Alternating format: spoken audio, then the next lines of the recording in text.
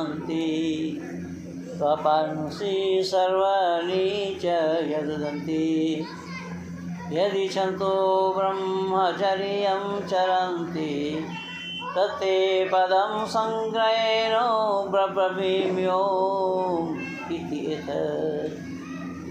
आदर और सम्मान के योग माननीय प्रधान जी, मंत्री जी तथा समस्त कार्यकर्ता और अधिकारी वर्ग, आर्य समाज के सभी सदस्यगण, मंचासीन विद्वत वरेण्य, सभा में उपस्थित धर्मप्रेमी सज्जनवृंद एवं मान्य मातृशक्ति। पहले जानना पड़ेगा पाखंड क्या है। पाखंड को जाने बिना उसका खंडन होना संभव नहीं है। और ऋषि दयानंद ने इस पाखंड को समाप्त करने के लिए पाखंड खंडनी पताका उन्होंने हरिद्वार में लहराया। हरिद्वार, हरि का दरवाज़ा, जिसे हरि का दरवाज़ा कहा जाता है, उसी हरिद्वार में ऋषि दयानंद पाखंड खंडनी पताका लहराई। पाखंड क्या है? पाखंड के माने सत्य के विरोध में जो कार्य हो वो सब पाखंड है। फिर समझिएगा, जो बातें वेद विरुद्ध है वो सब पाखंड है। क्योंकि वेदो अखिलो धर्मो मूलम, वेद विश्व के अखिल विश्व के धर्म का मूल है। वेद के विरुद्ध जो जितना भी कार्य है, चाहे वो किसी के पास हो, मत मतांतर मजहब वालों के पास हो या अपने लोगों के पास हो, यानी पति अगर आर्य समाजी है तो पत्नी जाती है मंदिर में, और पत्नी अगर आर्य समाजी है तो पति जाते हैं मंदिर में। ये बातें भी पाखंड में ही शुमार है। इसलिए ऋषि दयानंद ने एक स्वस्थ विचार आप लोग को दिया। जब वो मोहम्मद गोरी ने हारा ना 16 बार, उसने हिम्मत नहीं हारी। 17वां बार उसने मंदिर के पुजारी को फिट किया। मंदिर के पुजारी के द्वारा वो चढ़ाई करी, अर्थात 17वां बार जब मोहम्मद गोरी उधर से रणभेरी बजाने लगे तो पृथ्वीराज चौहान के बहनोई ने आकर के इनको सूचना दी कि शत्रुओं के रणभेरी बज रहे हैं, हमें भी तैयार होना चाहिए। तो बोले ठीक है, रणभेरी बजाओ। इधर रणभेरी बजा रहे थे, पंडित के पुजारी भाग करके आए, ये क्या कर रहे हैं आप लोग? शिव जी का कोप भाजन होना पड़ेगा।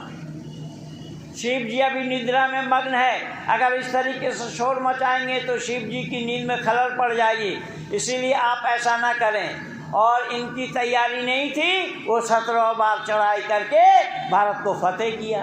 तो ये तो घटना है, ये सब पाखंड के कारण ही हुआ है। पाखंड खंडनी पताका ऋषि दयानंद को इसीलिए फहराना पड़ा। ऋषि दयानंद ने पाखंड को जड़ से नाश करने का प्रयास किया। ये हमारे और आपके सामने भी मौजूद है। ऋषि दयानंद ने भी अपने आर्य समाज के 8वां नियम में लिखते हैं, अविद्या का नाश और विद्या की वृद्धि करनी चाहिए। यानी अविद्या का नाश पहले है, विद्या की वृद्धि बाद में है। जो लोग खेती अनाज बोते हैं, उन सबको पता है कि घास में अनाज बोया नहीं जाता। खेत में घास कोई बोया था क्या? बोया ना, तो बुराई अपने आप पैदा होती इस तरीके से। फिर खरपतवार को निकाल कर तब वहाँ बीज बोया जाता है। तो यहाँ पर भी मानव समाज में भी ठीक यही हाल है, बुराई अपने आप पनपती है, उसको समाप्त करना। तो आप लोगों ने तो केवल परमात्मा से ही प्रार्थना कर लिया, विश्वानि देव सवितर दुरितानि परासुव यद भद्रम तन्नासुव। हे सकल जगत का उत्पत्ति करता, ऐश्वर्य युक्त शुद्ध स्वरूप सब सुख के दाता परमेश्वर, आप कृपा करके हमारे अंदर से दुर्गुण दुर्व्यसन और दुखों को दूर कर दीजिए। जो कल्याणकारक गुणकर्म स्वभाव और पदार्थ है वो हमें प्राप्त करिए। बोलने से प्राप्त होगा या करने से होगा? मैं हाथ जोड़ रहा हूँ, करने से होगा। तो करने वाले लोग कितने हैं? करने वाले लोगों की बहुत कमी है। इसीलिए ऋषि दयानंद ने साफ शब्दों में लिखा है कि अमल करो, जद जपोती तद कार्य करोती, मनस्य एकम वचनस्य एकम कर्मण्य एकम। ऋषि दयानंद कह रहे हैं कि जैसा बोलो वैसा काम करो, मन वचन और एक रखो। लेकिन ये काम तो हुआ नहीं। ये लोग आर्य समाज के लोग नारा लगाते हैं हम सुधरेंगे, तब बोले जग सुधरेगा। भाई तो मैं कान में जा कर के बोलता हूँ आप सुधरेंगे कब? हम सुधरेंगे बोल रहे हैं, अभी सुधरे नहीं है। तो जब खुद नहीं सुधरेंगे तो औरों को सुधार क्या करेंगे, औरों का सुधार क्या करेंगे? इसीलिए ऋषि दयानंद ने इस पर बहुत बल दिया है। ऋषि दयानंद ने कहा कि पाखंड यही है, वेद विरुद्ध जितना भी आचरण है, जहाँ पर भी है वेद विरुद्ध बातें, वो सब पाखंड है। तो कुरान से एक वेद विरुद्ध बातें मैं सुना रहा हूँ आप लोगों को। देखिए क्या किस तरीके से लोगों ने मन गढ़ंत कपोल कल्पित बातों को सुनाया है।